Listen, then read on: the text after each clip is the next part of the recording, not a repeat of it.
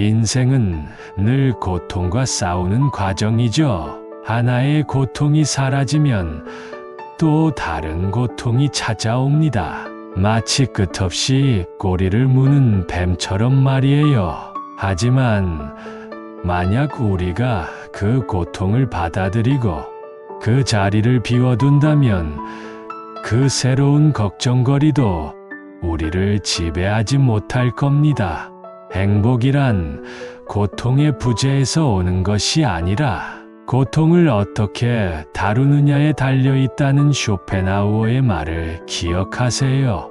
지금부터 그 고통을 견디는 지혜와 마음의 평온을 찾는 법에 대해 이야기해 보겠습니다. 한번 삶의 진짜 비밀을 요리해 보시죠. 인간의 고통은 끝이 없지.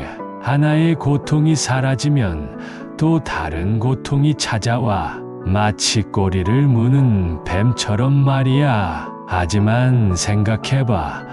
만약 고통이 들어올 자리가 없다면 그 새로운 걱정거리도 우리에게 큰 영향을 미치지 않을 거야. 고통이라는 것은 우리 마음이 그것을 어떻게 받아들이느냐에 달려 있어. 그렇다고 해서 우리가 고통에서 완전히 벗어날 수 있는 건 아니야. 고통은 언제나 우리의 삶의 일정한 양으로 존재하니까. 쇼펜하우어는 성격과 기질이 변하지 않는다고 했어. 인간의 행동 방식은 바뀔 수 있어도 성격 그 자체는 변하지 않는다는 거지. 성격은 마치 우리의 외모나 재능처럼 부모로부터 물려받은 것이기 때문이야. 지성은 어머니로부터, 의지와 성격은 아버지로부터 물려받는다고 했지. 그러니 우리의 성격은 어느 정도 타고난 것이고 그 성격이 우리가 행복을 느끼는 방식에 깊이 영향을 미쳐. 이건 참 흥미로운 이야기야. 낙천적인 사람은 작은 일에도 행복을 느낄 수 있지. 그들은 고통을 더 쉽게 견딜 수 있어. 반면 우울한 성향을 가진 사람들은 세상에서 행복을 찾기 어려워. 그들에게는 고통이 더 크고 삶이 더 무거워 보이기 때문이야. 쇼펜하우어처럼 할아버지가 자살한 후 손자도 우울증에 시달리는 걸 보면 성격과 기질은 정말로 중요한 역할을 하는 거지. 그러면 이렇게 생각해 볼 수 있어. 행복과 불행은 결국 우리의 성격에 의해 결정되는 것 아니냐고. 돈이 많든 적든 성공했든 실패했든 그 사람이 행복을 느끼는지는 타고난 기질에 따라 좌우된다는 거야.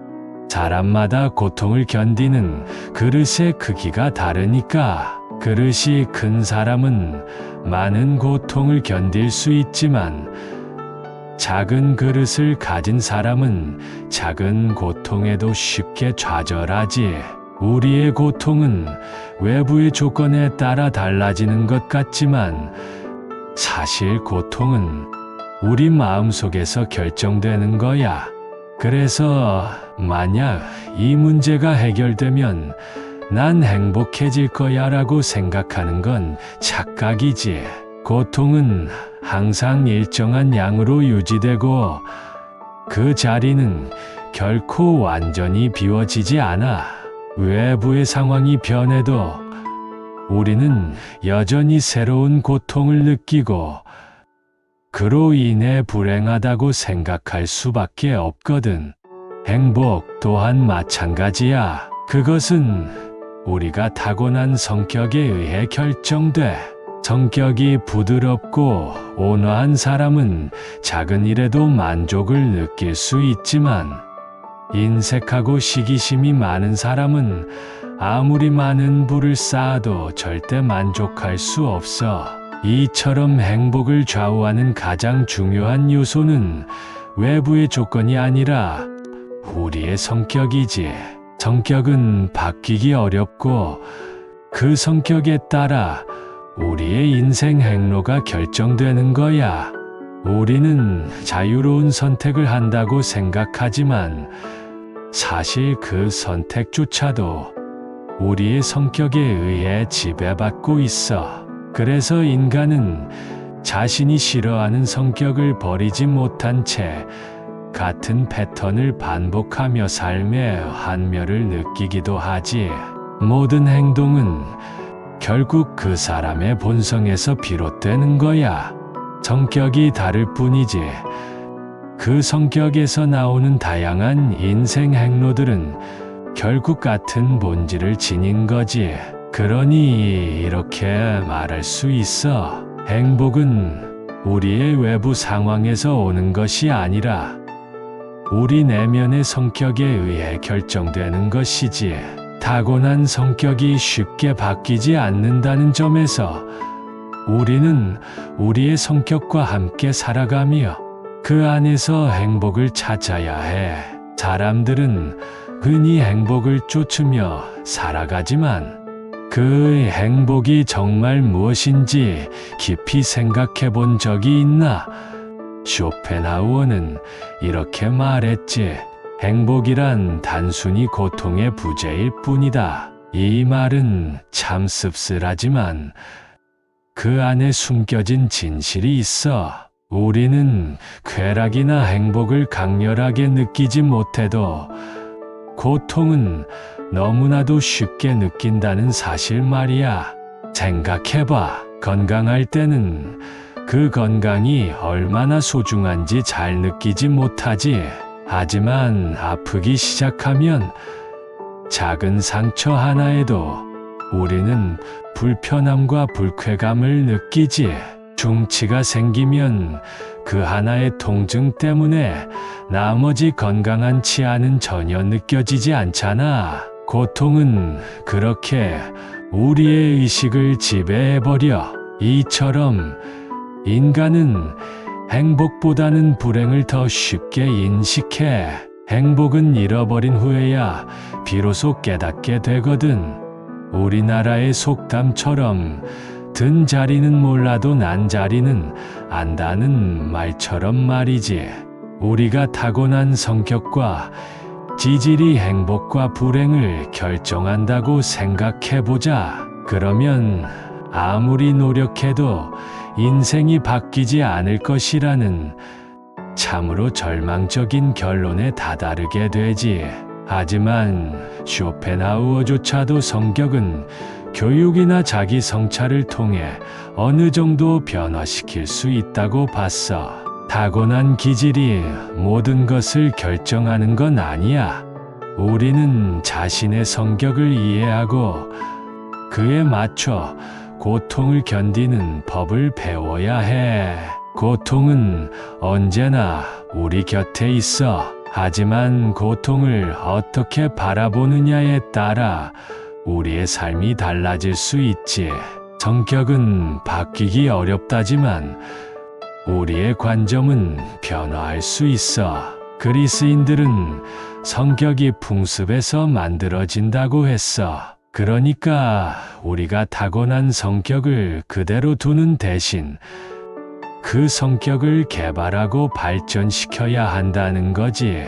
결국 우리의 성격을 이해하고 받아들이면서도 세상을 더 넓게 보고 다르게 바라볼 수 있는 능력을 기르는 것이 중요해. 행복이란 쾌락을 추구하는 것이 아니야. 오히려 쇼펜하우어의 말처럼 고통을 줄이는 것이지. 중치가 생겼을 때 다른 치아를 아무리 관리해도 그 하나의 통증 때문에 아무 소용이 없지 않나? 결국 우리는 먼저 고통을 해결해야 해. 그래서 행복이란 고통의 부재, 결핍의 상태를 충족시키는 것에 불과한 거야. 하지만 이것이야말로 현실적인 행복의 모습이지. 행복은 우리가 가진 것을 잃지 않을 때 찾아오는 것이야. 고통은 언제나 적극적으로 우리를 덮쳐오지만 행복은 그 반대야. 우리는 우리가 가진 것을 당연하게 여기다 보니 그 소중함을 잘 느끼지 못해. 그러다가 그걸 잃어버리면 그제야 그 가치를 깨닫게 되는 거지. 그래서 인간은 고통에 더 민감하게 반응하고 불행에 더 쉽게 휘둘리게 돼. 당연한 것은 세상에 없어. 행복은 늘 꿈처럼 느껴지지만 고통은 현실로 다가오지. 우리의 성격이 고통을 수용하는 능력에 영향을 미치는 것처럼 우리는 그 고통을 견디는 법을 배워야 해. 고통은 쾌락보다 더 강렬하게 느껴지니까. 그리고 성격이 바뀌지 않는다고 하더라도 우리는 그 성격을 이해하고 세상을 바라보는 시야를 넓힐 수 있어. 이게 바로 인간이 살아가면서 얻어야 할 지혜야. 행복은 순간적으로 찾아오는 것이지 영원히 지속되는 것이 아니야. 고통 속에서 그 순간의 행복을 발견하고 그걸 소중히 여길 줄 아는 사람이 진정으로 행복할 수 있어. 인간은 늘 행복을 추구하지만 행복이 무엇인지 제대로 아는 사람은 드물지. 쇼펜하우어는 아리스토텔레스의 지혜를 받아들였지. 바로 쾌락을 추구하기보다는 고통을 없애는 것이 더 현명하다는 거야. 고통 없는 상태가 진정한 행복에 가깝지. 우리가 흔히 말하는 행복은 사실 고통이 없는 상태에서나 제대로 느낄 수 있는 것이거든. 사람은 고통에는 아주 민감해. 예를 들어 하루 종일 모든 일이 잘 풀리다가도 하나의 작은 문제가 생기면 그게 머릿속을 지배해. 다른 모든 좋은 일들은 순식간에 잊혀지고 그 하나의 고통이 우리를 불행하게 만들지.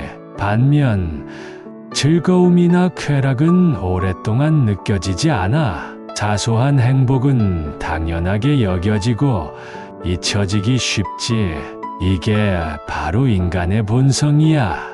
특히 건강을 떠올려봐. 아침에 일어나서 우리가 건강하다는 사실을 인식하는 사람은 거의 없지. 상쾌한 기분, 튼튼한 몸, 가벼운 발걸음은 마치 당연한 것처럼 느껴져. 하지만 그 건강을 잃게 되면 그제야 비로소 그 소중함을 깨닫게 되지. 위암에 걸리고 나서야 그동안 내가 얼마나 건강하게 음식을 소화했는지 뒤늦게 알게 되는 거야. 재물도 마찬가지야. 가진 것을 잃기 전에는 그 가치를 모른다. 사람과의 관계도 깨져봐야 그 소중함을 깨닫지. 이처럼 인간은 행복보다는 고통에 더 민감하고 그 고통이 삶에 미치는 영향은 훨씬 더 강력해. 그래서 쇼펜하우어는 쾌락을 추구하기보다는 고통을 줄이는 것이 더 현명하다고 본 거야. 우리는 종종 쾌락과 행복을 동의어로 생각하지만 사실 그건 환상일 뿐이야. 진정한 지혜는 환상 같은 쾌락을 쫓지 않고 고통의 원인을 먼저 제거하는 데 있지. 결핍, 질병, 위험, 이런 것들이 우리의 삶을 불행하게 만들고 고통을 지속시키는 진짜 원인들이야. 그 고통을 해결하지 않는 한 아무리 많은 쾌락을 얻더라도 우리는 진정으로 행복해질 수 없어. 행복이란 고통이 없는 상태에서 자연스럽게 따라오는 것이지 쾌락을 추구한다고 해서 얻어지는 것이 아니야. 건강을 잃으면 비로소 그 소중함을 알게 되듯 우리는 먼저 우리의 삶에 있는 고통의 원인들을 찾아내고 그것들을 제거하는 것이 먼저야. 그러고 나서야 비로소 쾌락이 아닌 진정한 평온을 느낄 수 있게 되는 거지. 행복이란 무엇일까? 우리는 흔히 성공, 부, 성취 같은 외적인 것들에서 행복을 찾으려고 하지만 그건 오해일 뿐이야. 진정한 행복은 그 반대편에 있어. 고통을 얼마나 잘 견디느냐가 오히려 행복을 결정짓지. 인생에서 가장 큰 행복을 누리는 사람은 역설적이게도 덜 불행하게 살 수 있는 용기를 가진 사람이야. 그들은 큰 기대를 하지 않고 고통을 피하려고 애쓰면서도 그것을 묵묵히 견뎌낼 줄 알아. 그런 사람들만이 이 세상에서 진정한 행복을 느낄 수 있는 법이지. 생각해봐. 지금 내가 고통이 없다면 너는 이미 세상에서 가장 큰 행복을 누리고 있는 거야. 많은 사람들이 행복을 위해 무엇인가를 가지려고 끝없이 질주하지. 하지만 그건 오히려 괴로움의 원인이 될 뿐이야. 10가지 행복을 추구하는 대신 한 가지 고통을 피하는 것이 더 현명하지 않겠나? 쇼펜하우어는 이렇게 말했지. 행복은 쾌락을 적극적으로 추구하는 것이 아니라 고통을 최소화하는 데 있다고. 우리 삶에서 고통의 원인을 줄여나가는 것이야말로 행복으로 가는 길이라는 거야. 건강이야말로 그중 가장 중요한 요소지. 병을 예방하는 일이 쾌락을 추구하는 일보다 훨씬 더 중요하다는 건 두말할 필요가 없어. 건강뿐만 아니라 마음의 평정도 행복의 필수적인 요소야. 마음이 불안정한 상태에서는 어떤 행복도 진정한 행복일 수 없어. 생각해봐. 무겁게 짓누르는 하나의 걱정거리가 있으면 현재의 사소한 즐거움들은 모두 빛을 잃게 되지. 그 한 가지 걱정이 다른 모든 것을 밀어내고 결국 마음의 평정을 잃게 돼. 하나의 중요한 일을 걱정하느라 다른 사소한 일들을 놓치고 마는 거지. 그래서 진정한 행복을 원한다면 먼저 마음의 평정을 찾아야 해.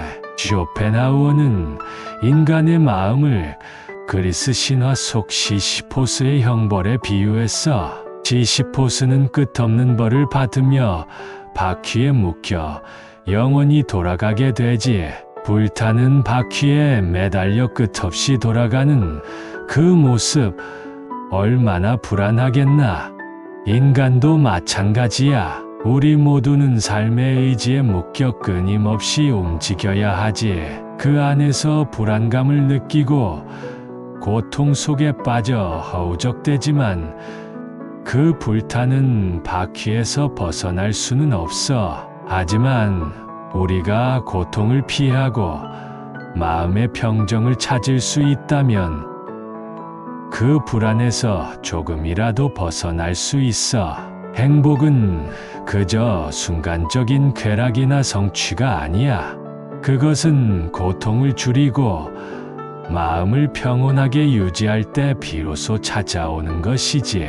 행복을 쫓기보다 고통을 줄이는 것이야말로 진정한 행복으로 가는 길이야. 인생을 살아가다 보면 마음의 평정을 찾는 것이 가장 어려운 일 중 하나야.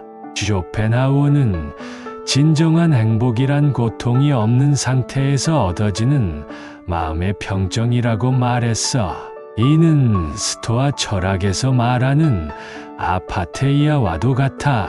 아파테이아는 감정과 욕구에서 벗어나 금욕적인 삶을 추구하는 경지지. 결국 마음의 평정을 얻기 위해서는 정념을 없애고 마음의 동요를 줄여야 해. 우리는 살아가면서 수많은 인간관계 속에서 상처를 받고 질투와 시기심에 휘둘리지. 특히 40대는 사회적으로 가장 활발하게 활동하는 시기야. 많은 사람들과 접촉하다 보면 예상치 못한 일들이 생기고 그 과정에서 마음이 흔들리기 마련이지. 자랑, 비교, 남과의 경쟁 속에서 우리는 끊임없이 마음의 상처를 받아. 그래서 행복해지기 위해서는 이런 상황 속에서도 평정을 찾는 법을 배워야 해. 첫 번째로 불필요한 인간관계를 정리하는 것이 중요해. 사람들과의 교류가 너무 많으면 마음의 상처를 받을 일이 생기고 그 과정에서 마음이 동요하게 돼. 대화할 가치가 없는 사람들과 만나면 스트레스와 불만이 쌓이기 마련이야. 쇼펜하우어는 타인과의 교류를 줄이고 관계를 단순하게 유지하라고 조언했어. 사람들과의 비교는 결국 질투로 이어지고 그 질투는 우리를 더 불행하게 만들어. 그러니 인간관계를 간소하게 하고 자신을 지키는 것이 중요하지. 물론 모든 인간관계를 끊어버리면 무료함과 고독감에 시달릴 수 있어. 그래서 관계를 완전히 끊기보다는 범위를 좁혀서 최소한의 사람들과 교류하는 것이 좋아. 이런 단순하고 정제된 인간관계를 유지하는 것이 오히려 더 큰 평정을 가져다 줄 거야. 너무 많은 관계 속에서 마음을 소진하는 것보다 소수의 진정한 관계 속에서 편안함을 느끼는 것이 행복의 열쇠지.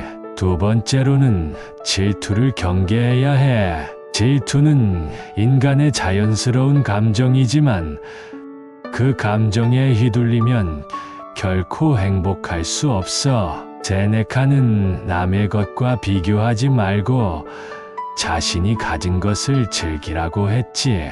남들이 행복해 보일 때 그걸 보고 괴로워하는 사람은 자신도 결코 행복해질 수 없어. 행복을 위해서는 자신의 삶에 만족하고 남과 비교하지 않는 것이 중요해. 때론 자신보다 어려운 사람들을 바라보는 것이 큰 위안이 되기도 해. 우리의 고통이 크다고 느낄 때 더 큰 고통을 겪고 있는 사람들을 생각해 보는 거지. 쇼펜하우어도 힘든 시기에 친구에게 편지를 쓰면서 자신보다 더 불행한 사람을 생각하며 고통을 참고 견뎌냈다고 하지. 자신이 처한 상황이 힘들더라도 그보다 더 큰 고통을 겪는 이들을 떠올리면 마음이 조금은 가벼워질 수 있어. 결국 행복이란 외적인 성취나 비교에서 오지 않아. 마음의 평정을 유지하고 불필요한 감정에 휘둘리지 않는 것이 진정한 행복으로 가는 길이야. 고통을 줄이고 질투와 시기심을 멀리하는 것, 그게 바로 평정심을 찾는 가장 확실한 방법이야. 세상을 살아가다 보면 우리는 종종 큰 희망을 품고 살지. 그런데 말이야, 너무 큰 기대를 걸지 않는 것이 오히려 더 나은 삶을 살 수 있는 방법이야. 쇼펜하우어는 이런 말을 했지. 우리의 삶은 아주 작은 점에 불과하다. 우리는 우주의 먼지 같은 존재야. 때로는 태어나지 않았더라면 더 좋았을까라는 생각도 들지. 하지만 그럼에도 불구하고 우리는 살아있음에 감사해야 해.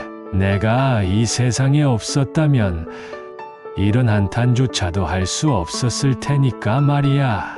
삶에서 꿈이 깨지고 실패를 겪는다고 해도 태어나지 않은 것보다는 나은 거야. 그런 실패도 경험할 수 있는 게 우리가 살아있다는 증거니까.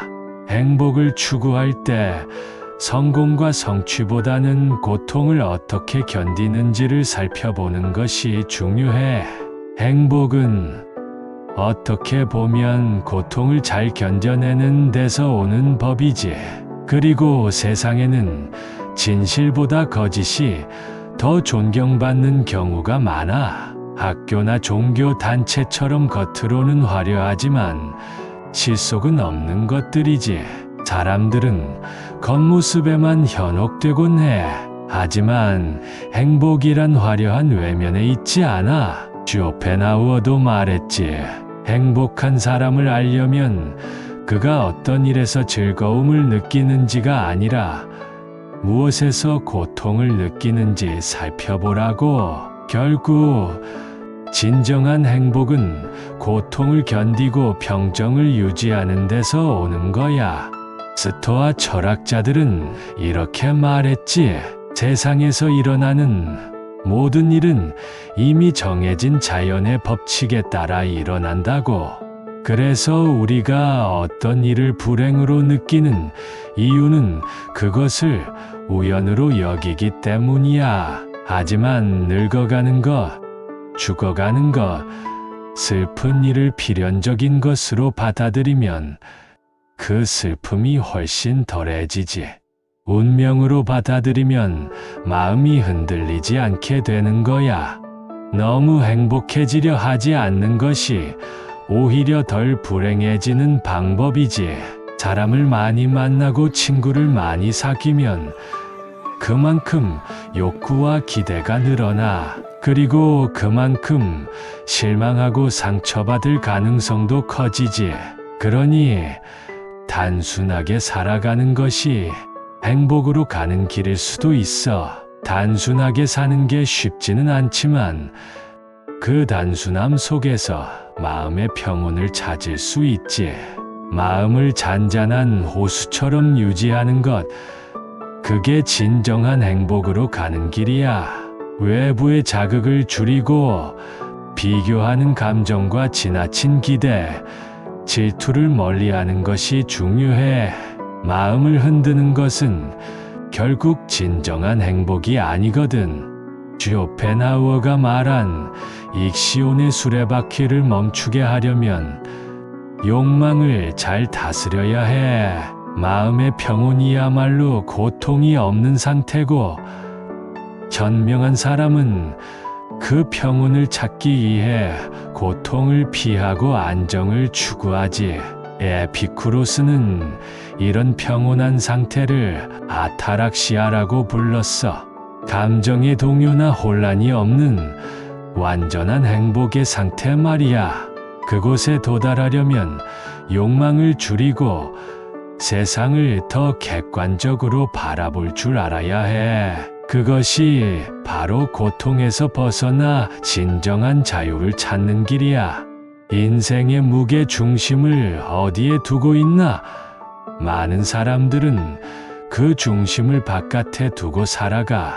소유물, 지위, 다른 사람들과의 관계에 기대며 만족을 찾으려 하지.